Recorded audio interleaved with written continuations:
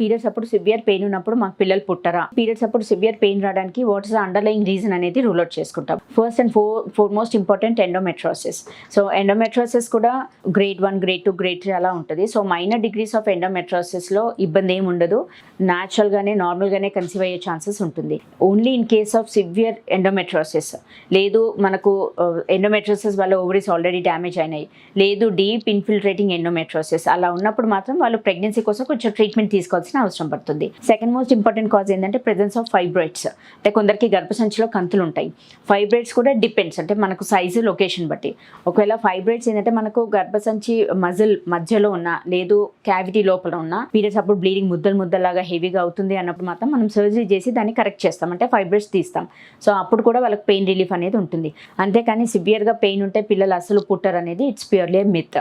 Unbearable pain ఉన్నా, లేదు heavy మెనరేజిక్ cycles అంటే బ్లీడింగ్ ఎక్కువగా ముద్దలాగా పడుతున్నా మీరు ఇమీడియట్గా డాక్టర్ని కన్సల్ట్ అవ్వండి. దాన్ని బట్టి ట్రీట్మెంట్ తీసుకుంటే సరిపోతుంది.